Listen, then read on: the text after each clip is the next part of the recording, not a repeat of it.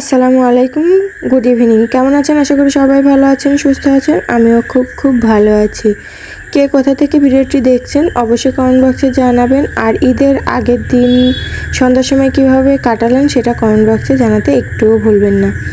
তো আজকে ভিডিওটা বিকেল থেকে স্টার্ট করছি, রোজ তো সকাল থেকে স্টার্ট করি। তো আজকে বিকেলে ভাবলাম যে আমার খামারে 3টে মতো মুরগি আছিল, 5টা মতো মুরগি আছিল, 3টে রেখে দিলাম আর 2টো হচ্ছে আমি নিয়ে নিলাম জবাই করার জন্য। কারণ আগামীকাল সকালবেলা ঈদের দিন। সবাইকে অগ্রিম ঈদ মোবারক।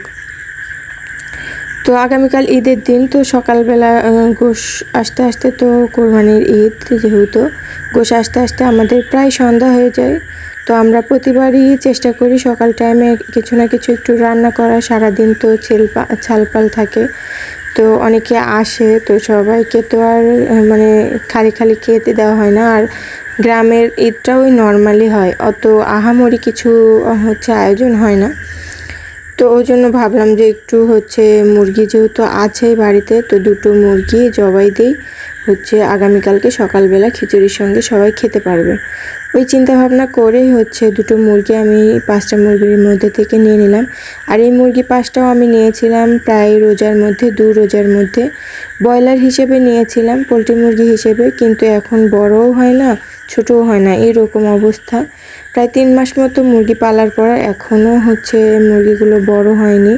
পোলট্রি মুরগি হলে তো 1 মাসেই খাওয়ার মতো হয়ে যায়, প্রায় 2 থেকে 3 কেজির মতো হয়ে যায়, এরকম অবস্থা। তো আমি চিন্তা করছিলাম মুরগি হবে। তো আমার আসলে এত কষ্ট করে যেহেতু হাতে পালছি মুরগিগুলো, খুব মায়া লাগছিল। আর এই যে 3টে ঘোরাঘুরি করছে এখনও আশেপাশে, আর 2টোর প্রাণই নিয়ে নিলাম, যাই খুব খারাপ লাগছিল। আর আমার হাজব্যান্ডের তো খুবই খারাপ লাগে, ও এরকম প্রাণ জিনিস না নিতে পছন্দ করে না, অনেকবারই মানা করছিল। তারপরেও যেহেতু আছে, আর কতদিন এভাবে খাওয়াবো, আমি প্রায় অনেক ফিড খাইয়ে ফেলেছি, তারপরও দেশি মুরগির মতো বাড়ে না।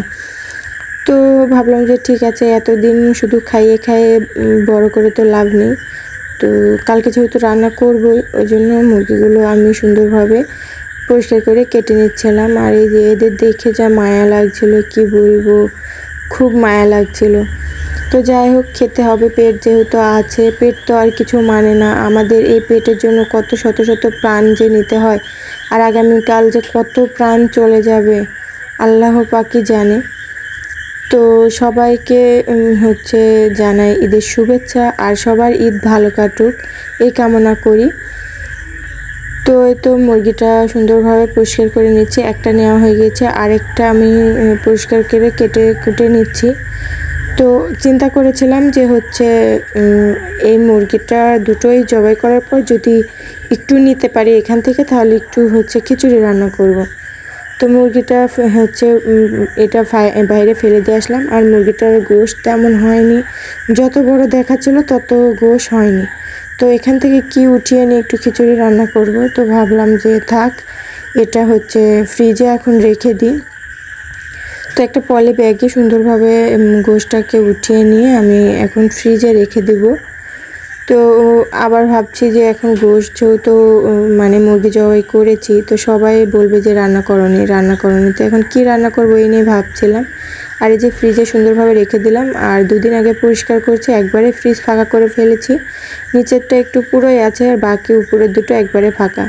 তোমার শাশুড়ি মা বললো, দেখে মনে হয় কবুতর আছে, তো কবুতরের কুটিতে উঠে দেখ যে বাচ্চা থাকলে ওটাই জবাই করে রান্না কর, নইলে কি খেতে দিবে। এখন সবজি আছে, এখন তো আর সবজি খাবে না, যেহেতু গোশ আমি একটা মুরগি জবাই করে ফেলেছি, আমার শ্বশুর মশাইরা রাগ করবে। তো ভাবলাম যে ঠিক আছে, কবুতর যেহেতু আছে, তো দেখাচ্ছিলাম। তো খুব ছোট বাচ্চা, না খাওয়ার মতো, না কিছু করার মতো। তা ওখান থেকে আমি 3টা কবুতর নিয়ে নিয়েছি, যেহেতু 5 জন মাত্র বাড়িতে সদস্য, তো 2টোতে হতো না, তো জন্য 3টে নিয়েছি। আরও 3টে প্রাণ নিয়ে নিলাম, ওইদিকে 2টোর প্রাণ একই সময়ে। তো কি খারাপ লাগছে কি বলবো। আর এই পশু পাখি প্রাণ নিতে খুব খারাপ লাগে, আর নিজেদের হাতে পালা জিনিসটা না প্রাণ নিতে খুব খারাপ লাগে। হাটে বাজারেতেই কিনে আনলে অতটা খারাপ লাগে না, ওরা জবাই করে নিয়ে আসে, ওই জন্য খারাপ লাগে না। কিন্তু বাড়িতে এই নিজ হাতে পালা জিনিসগুলো জবাই করতে খুব মায়া লাগে। পেট জিনিসটা যদি আল্লাহ তাআলা না দিত তাহলে এত প্রাণ যেত না। এদিকে আমার হচ্ছে ওই দুটো মুরগি আবার এই 3টে কবুতর জবাই করতে করতে সন্ধ্যা হয়ে গিয়েছে, কখন যে কিভাবে করব। আর এই গরমে পরিষ্কার করতে খুব কষ্ট হচ্ছিল। ওই দুটো তো চামড়ি নেইনি, পরিষ্কার করে ফেলেছি, আর কবুতরের তো চামড়ি উঠেই না, তো পরিষ্কার করে নিতে হয় পশমগুলো। কিন্তু আমি এখানে হচ্ছে চামড়িটা নিতেই পারলাম না, আর কবুতরের চামড়ি না নিলে না কবুতর এর গোশটা খেতে ভালো লাগে না। তো এত গরম, আর এদিকে সন্ধ্যা হয়ে গিয়েছে, আর কবুতরের তো মানে পশমগুলো খুব ছোট ছোট থাকে, তো উঠাইতে খুব কষ্ট হবে, এজন্য চামড়াটা তুলে ফেলে দিয়ে অন্ধকার হয়ে গিয়েছে, মাগরিবের পার হয়ে গেছে, প্রায় 7টা 7:30 বেজে গিয়েছে, এতটা সন্ধ্যা হয়ে গিয়েছে। এদিকে আবার রান্না করতে হবে, কত রাত্রে যে রান্না করব বুঝতে পারছি না। আবার হচ্ছে রান্নাঘরের কোনো ফ্যানও নেই, ফ্যানটা হচ্ছে নষ্ট হয়ে গিয়েছে, এই ঠিক করাই হচ্ছে না। হয়তো নতুন পাতিল নিয়েছি, ছিল তোলাই হয়নি। কালকে জাস্ট আমি একটু দুধ চাল দিয়েছিলাম, কারণ দুটো দুধ ছিল, মানে ছাগলের দুধ আর গরুর দুধ। তো দুধের পাতিলে তো হচ্ছে গরুর দুধ দিয়েছিলাম, আর এই পাতিলে হচ্ছে ছাগলের দুধ দিয়েছিলাম, দিয়ে জাল দিয়েছিলাম। আজকে ভাত উঠিয়ে দিয়েছে, আর এই যে জাল দিতে দিতে বাহিনীরা বেরিয়ে পড়েছে আমাকে কামড়ানোর জন্য। তো এদিকে একটু গোশের মধ্যে আলুও দিয়েছি, বাড়িতে সবাই পছন্দ করে আলু, বিশেষ করে হচ্ছে আমার দেবর আর আমার হাজব্যান্ড, ওই জন্য সব গোশের মধ্যে আমাকে একটু হলেও আলু দিতে হয়। তো কবুতরের গোশের মধ্যে আমি একটু আলু অ্যাড করে দিলাম, দিয়ে সুন্দরভাবে কষিয়ে নিচ্ছি। আর কবুতরের গোশত হচ্ছে কচি কবুতর, তো বেশিক্ষণ জালের প্রয়োজন হয় না, আর বেশিক্ষণ মানে সিদ্ধ করার প্রয়োজন হয় না। তো এই জন্য হালকা করে সুন্দরভাবে কষিয়ে নিয়ে হচ্ছে একটু পানি দিয়ে দিব, দিলেই হচ্ছে হয়ে যাবে। এদিকে ফ্যানের জন্য খুব ছটফট করছিলাম, এত গরমে রান্না করব কি করে। ফাইনালি আমার হাজব্যান্ড একটা সুন্দর ফ্যান নিয়ে এসে এখানে সেটিং করে দিল। কারণ কি আমাদের এখানে হচ্ছে ফ্যানের ব্যবস্থা নেই, ফ্যান আছে ঠিক, কিন্তু এখানে আশেপাশে আমার রান্নাঘরে কোনো হচ্ছে বোর্ড নেই, এই জন্য হচ্ছে ফ্যানটা দিতে পারছিলাম না। তো বড় একটা তার নিয়ে এসে কোনো রকম ফ্যানটাকে চালু করে দিল। এবার একটু আমি আরামে রান্না করতে পারলাম। এদিকে আমার কষানো হয়ে গিয়েছে, একটু বেশি পরিমাণে ঝোল দেবো। আর কবুতরের গোশতে একটু ঝোলই সবাই খেতে পছন্দ করে, আর কবুতরের গোশতে ঝোল খাওয়াটাই ভালো, রক্ত নাকি শরীরে তৈরি হয়। তো ওদিকে ভাতটাও প্রায় আমার হয়ে গিয়েছে, আর এই যে ঝোল দিয়ে দিয়েছি, অনেকক্ষণ ফুটিয়ে নামিয়ে নিয়েছি, অনেক সুন্দর কালার এসেছিল। তো ঘরে সমস্ত কিছু ভাত তরকারি সমস্ত কিছু শাশুড়ি মায়ের ঘরে রেখে দিয়ে এসে দুটো মেহেদি এনেছিল, তো দুটো দেখছি যে মেহেদি দেওয়া যায় কিনা। আসলে আমি ঈদে মেহেদি নিতে পারি না, কারণ আগামীকালকে যেহেতু ভুঁড়ি টুড়ি সাফ করা আছে, পরিষ্কার করা আছে, তো হাতে মেহেদি দিলে মেহেদিটা থাকে না, ওই জন্য আমার মেহেদি নেওয়া হয় নাই। তো ভাবছি যে হচ্ছে একটু ওই হাতের উপরটাতে একটু মেহেদি দিই, যেহেতু এনে দিয়েছে কষ্ট করে।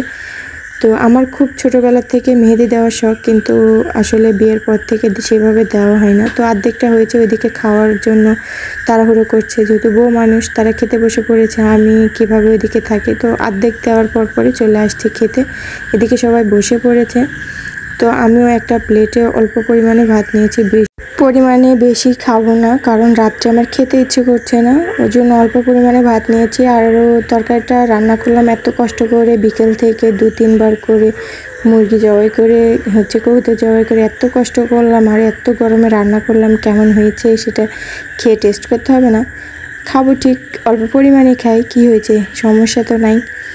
তো ওই জন্য খেতে আসলাম। আর শাশুড়ি মারা অনেকবার ডাকছিল আমাকে, তারা খেতে বসে পড়েছে, তো আমি নাও করতে পারছিলাম না, তো এই জন্য এসে খেতে বসে পড়েছি। একটু ভাত নিয়ে শাশুড়ি মার থেকে তরকারি নিলাম, তরকারিতে একটু মেটে পড়েছিল, সেটাও আমার হাজব্যান্ড তুলে নিল, ভাল লাগে। যাই হোক, স্বামী স্ত্রী মিলেমিশে থাকাটাই এটাই হচ্ছে সুন্নত। তো আমরা সবসময় মিলেমিশে থাকারই চেষ্টা করি, এই ওরটা খাই ও ওরটা খাই, তো যাই হোক কোনো ব্যাপার না।